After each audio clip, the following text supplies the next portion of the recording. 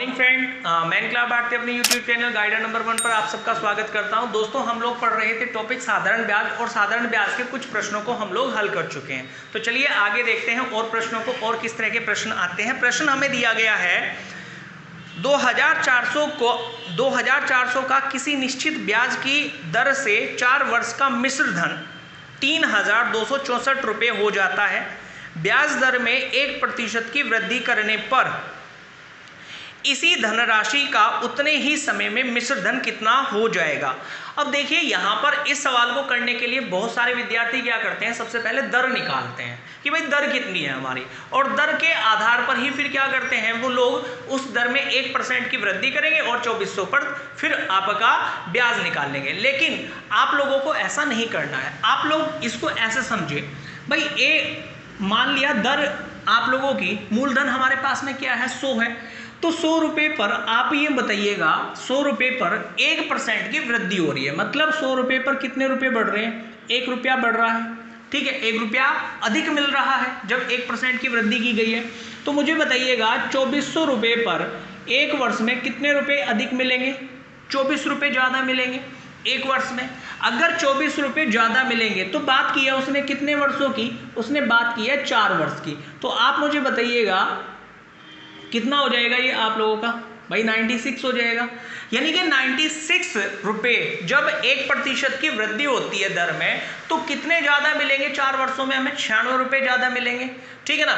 अगर 96 रुपये ज़्यादा मिलेंगे तो हमें कितना धन मिला हुआ था, हमें मिला हुआ था धन 32, 64 और 96 इसमें क्या कर देंगे, प्लस कर देंगे। तो कितना हो जाएगा भाई आप लोगों का, ये हो जाएगा 3360। और 3360 रुपये क्या होगा, 3360 रुपये यानी कि अब जो मिश्र धन होगा वो 3360 रुपये होगा, जो हमारे प्रश्न का क्या बनेगा दोस्तों, आंसर बनेगा। ठीक है। नेक्स्ट जो क्वेश्चन दिया गया है स्टूडेंट्स, कितने समय में 3% वार्षिक दर से 8000 का साधारण ब्याज उतना ही होगा जितना कि 4% वार्षिक दर से 6000 का साधारण ब्याज 5 वर्ष में होगा। तो सबसे पहली बात यह है कि आपका इस सवाल को हम कैसे करें। तो भाई सबसे पहली बात यह है कि 6000 रुपये हमें 5 साल में कितने रुपए ब्याज मिल रहा है वो हमें निकालना है, और 8000 पर मिलने वाला ब्याज उस ब्याज के बराबर करना है। अगर हमने बराबर कर लिया तो हमें बस यही चीज को देखना है। ठीक है ना। तो मुझे ये बताइएगा भाई 6000 रुपये हैं, 6000 रुपये पर 4% वार्षिक दर है। कितनी दर है आप लोगों की, दर है 4%। ठीक है ना। और समय कितना दिया गया है आप लोगों का, 5 वर्ष। मुझे बताइए 6000 पर 1 वर्ष में कितने रुपए ब्याज के मिलेंगे 4% की दर से, भाई 240 रुपये ब्याज के मिलेंगे। ठीक है। अगर हम 5 वर्ष की बात करें तो गुना 5 करेंगे तो कितने हो जाएंगे, 1200 रुपये ब्याज के मिलेंगे। बात समझ में आ रही है क्या। ठीक है। अब 8000 पर मिलने वाला ब्याज हमें ये देखना है, 8000 पर 3% वार्षिक दर से कितना ब्याज मिलेगा भाई हमें, भाई 8 × 24 240 रुपये मिलेगा 1 साल में। ठीक है। अब हमें 240 को हमें बनाना है 1200, कितना बनाना है 1200। तो 240 में कितने से गुना करें सर, 5 से गुना कर दें।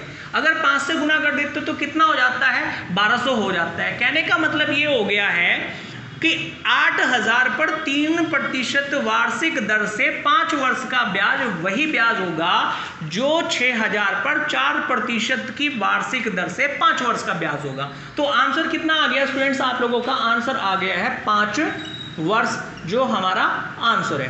ठीक है।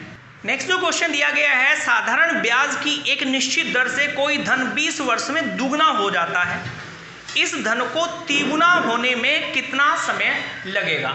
देखो भाई आप लोगों को मूलधन नहीं दिया गया है, तो मूलधन हमने मान लिया अपनी तरफ से कितना है, 100। ठीक है। आप मुझे बताइएगा कि ये दुगना होने का मतलब कितना हो गया है, भाई 200 हो जाएगा। और 200 कितने टाइम में हो रहा है, 20 वर्ष में हो रहा है। तो कहने का मतलब ये हो गया कि 20 वर्ष में कितना बढ़ा है, 100 बढ़ा है। ठीक है ना।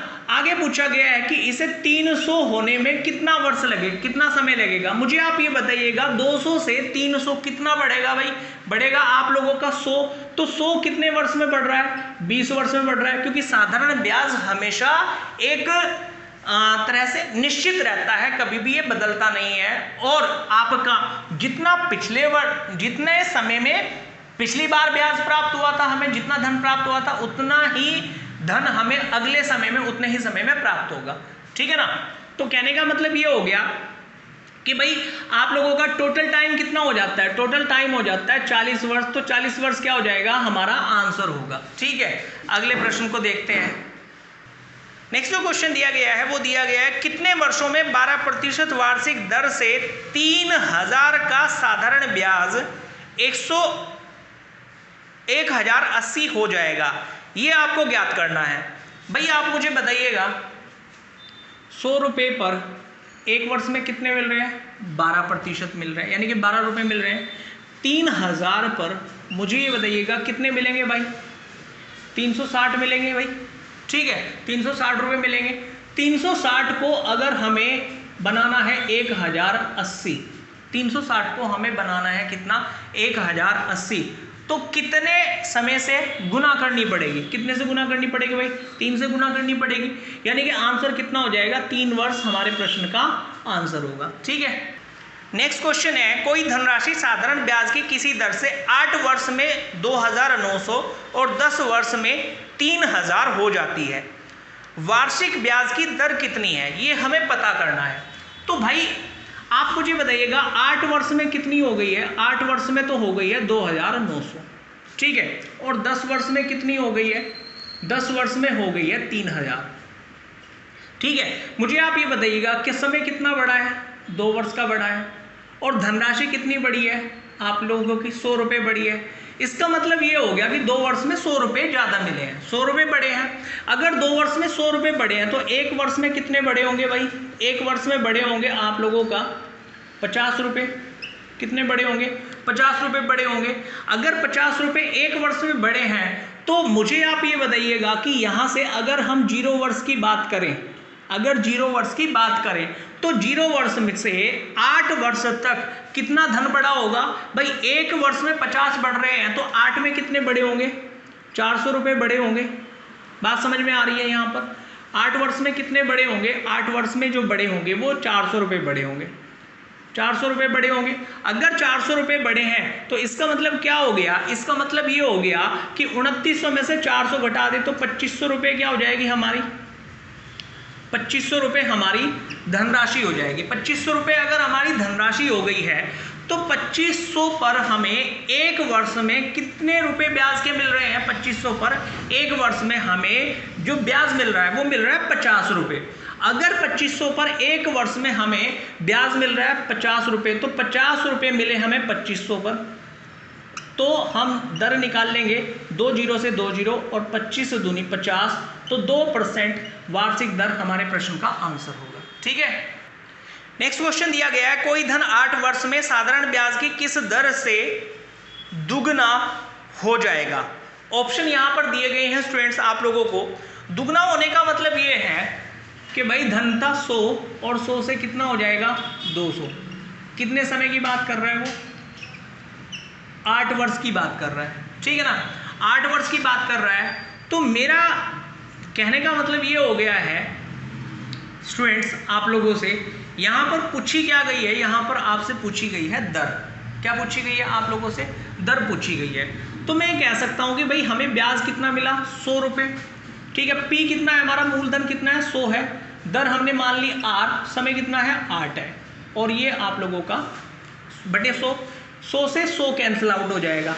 आर से काटेंगे इसको तो कितना होगा 12.5, आर कितनी आ गई है 12.5, जो कि हमारे प्रश्न का क्या है आंसर है।